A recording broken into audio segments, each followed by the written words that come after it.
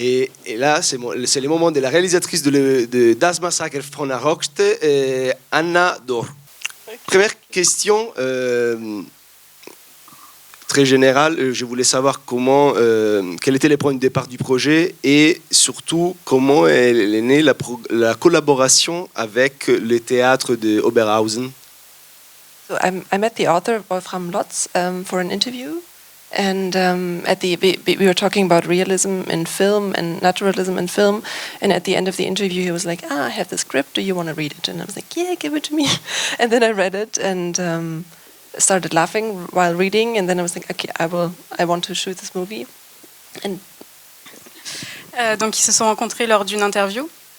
Et ils ont commencé à parler de... Avec le scénariste. Voilà, avec le scénariste. Ils ont commencé à parler de films, de réalisme, etc. Et il lui a proposé un script et il lui a demandé si elle voulait le lire. Du coup, elle lui a dit bien sûr. Et ils ont commencé à rire autour de ce script. Et donc, ça s'est très bien passé très vite. And Wolfram, he's more famous in theater. So, and also it was an homage Christoph Schlingensief. And I know the theater in Oberhausen, and so it was Wolfram, Schlingensief, and Oberhausen. And then I went to the theater and asked them to finance it. Donc du coup, elle connaissait un petit peu déjà les réalisateurs sur place, vu qu'ils sont un peu plus connus. Et donc elle s'est rendue directement sur place et elle a demandé d'aider pour le financer. Et les films, j'ajoute aussi que les films, c'était aussi un hommage à un cinéaste allemand dont j'arriverai jamais à bien prononcer les noms, Christoph Schlingensief, qui était un cinéaste très important du cinéma allemand, surtout années 80, début années 90, 80s, 90s, et les années 2000 plutôt, et c'était un cinéaste assez iconoclaste, assez provocateur contre l'Allemagne, et qui a réalisé aussi une trilogie autour de l'Allemagne, dans un film qui s'appelle Massacre allemand à la... j'arriverai jamais à les prononcer. En tout cas, c'est le titre qui est... C'est un hommage aussi à ce film précis-là.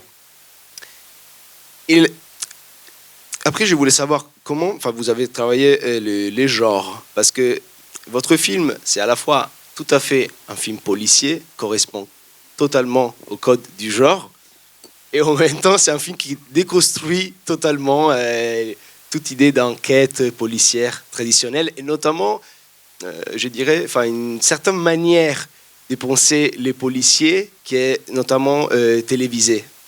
There was also from Wolfram, because I don't know how it is in France, but in Germany, crime is everywhere.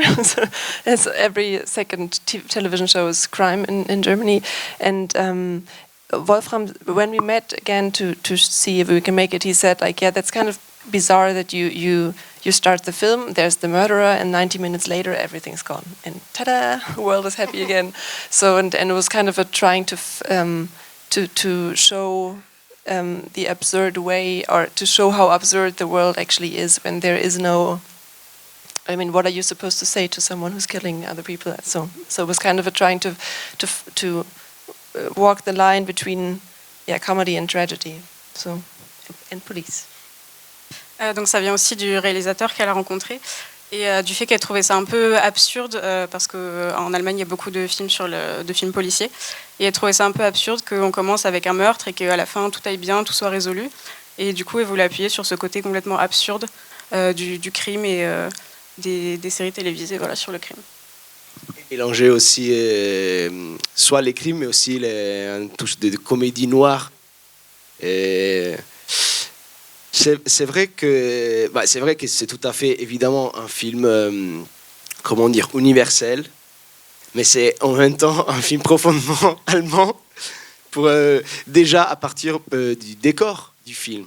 Voilà, je voulais savoir comment vous avez travaillé sur les décors du film, parce qu'à la fois les décors pourraient renvoyer aux années 70 et comme si c'était une petite ville en fait complètement restée figée dans le temps passé, mais en même temps comme atemporelle, parce qu'il n'y a même pas par exemple de portable si je ne me trompe pas.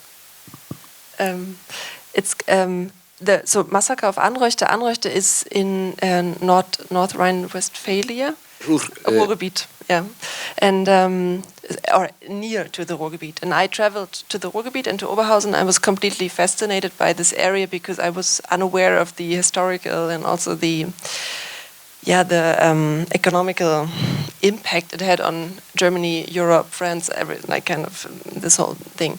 And I was completely amazed by the architecture because it's from the 20s, from the 30s, 50s, 60s, 70s, 80s, 90s, and it's like dwarf, like, I don't know, house next to house. And I spent... Du coup, elle allait visiter cette ville et elle a été complètement impressionnée par l'architecture sur place qui mélangeait autant le style des années 20 que des années 90. Tout était mélangé, même les maisons côte à côte étaient très différentes. Et elle a été aussi très intéressée par tout le côté historique et l'impact économique qu'a eu la ville sur l'Europe et sur le pays. So I spent 8 weeks in the Ruhrgebiet, and I was with my car traveling from area to area and just making pictures because we had no money for the set design, like almost no money for the set design, and we were trying to show also facets of Germany that aren't on television, basically. Et du coup, elle a passé plus de 8 semaines dans sa voiture à faire un peu le tour des villages pour essayer de montrer une facette de l'Allemagne qu'on ne voit pas spécialement à la télévision pour montrer à quoi ça peut ressembler dans les petites villes. And it's also, the Ruhrgebiet is famous for its industry in a way, and it's like the question, where does the evil come from? It's also kind of like I was trying to find an area where you, I don't know, like the cows, and then you have this highway and all this kind of like where you're like, who built the city for whom, and who's living here, why, and who's angry because of what. And so. Et l'Allemagne est aussi très connue pour son côté industriel et trouver cette ville intéressante parce qu'on peut se demander qui a construit cette ville, pour qui, pourquoi c'est là, pourquoi ces routes sont là.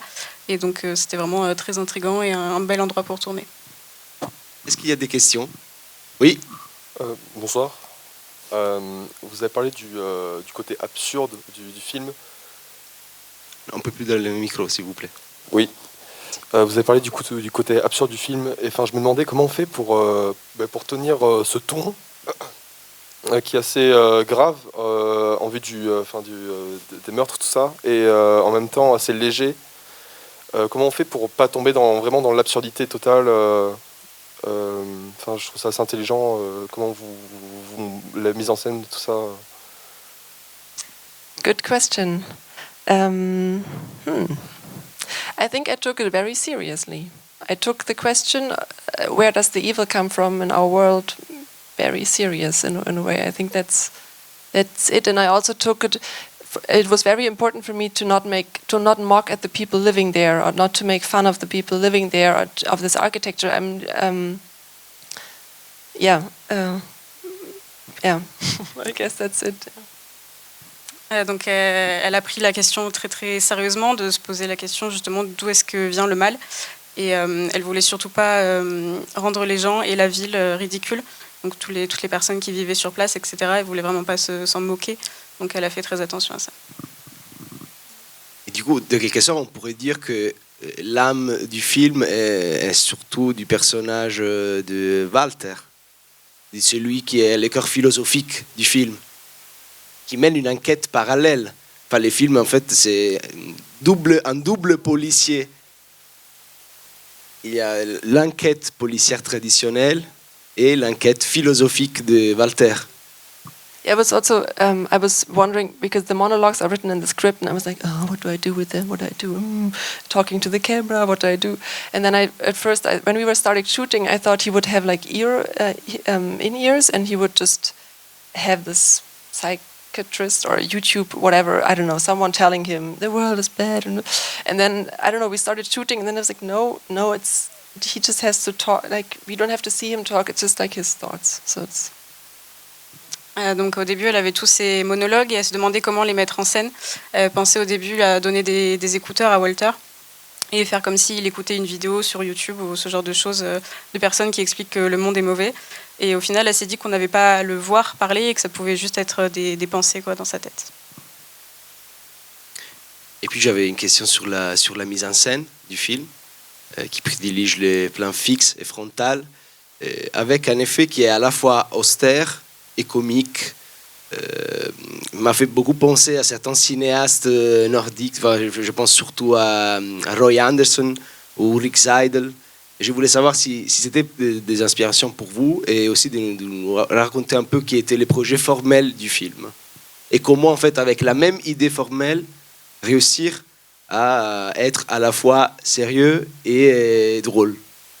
So for me, it's Ulrich Seidel, not at all actually. Like for me, super important is funny-wise Orson Welles and Pasolini, which are completely different. But those are my.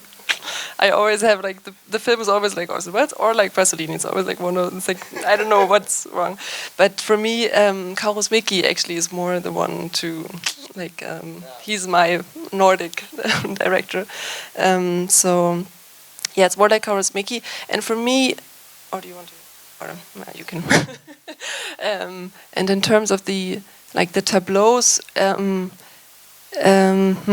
it's like I'm also working a lot in the theater, so I always had this kind of static view on something, and for me, my biggest fear always, or still is, that people are becoming dead in this mise en scène, and that they're like, and I had super luck with Hendrik, with the two policemen, because they kind of understood that it's not like a dead frame. It's like a stage for them to perform in a way and to kind of have this not Buster Keaton humor, what's it called, like slapstick or this yeah.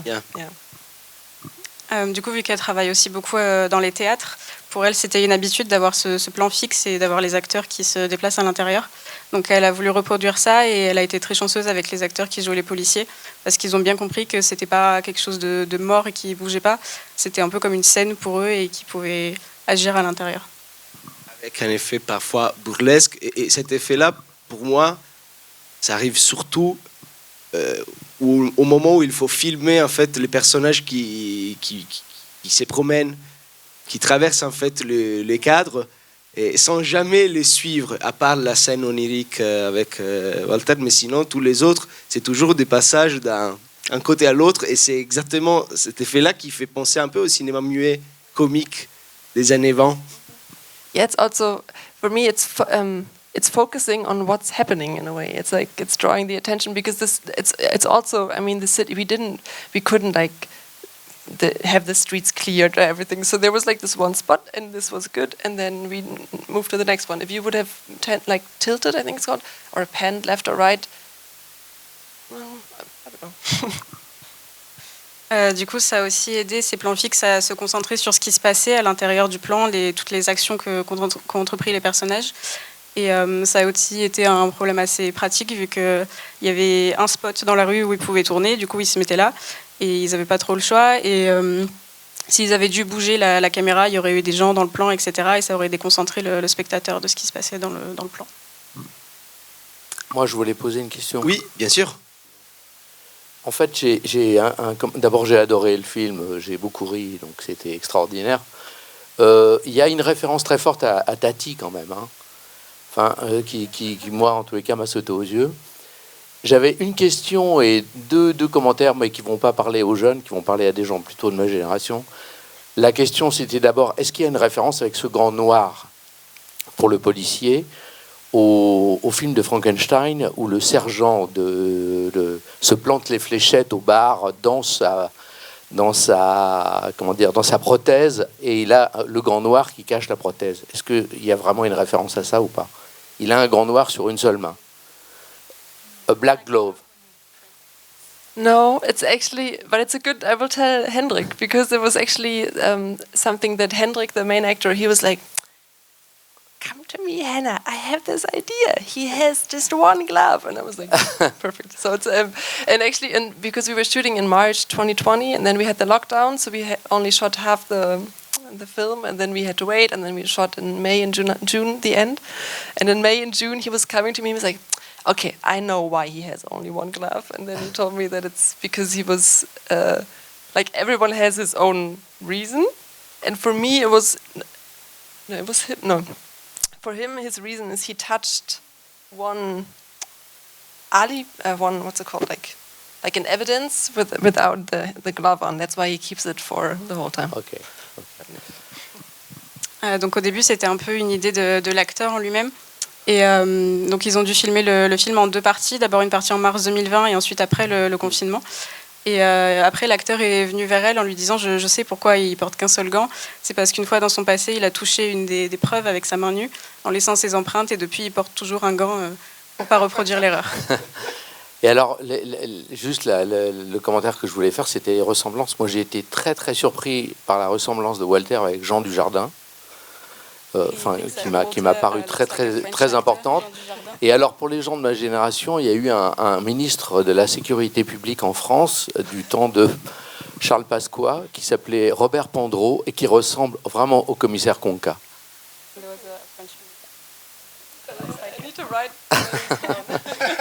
I can write it. Merci.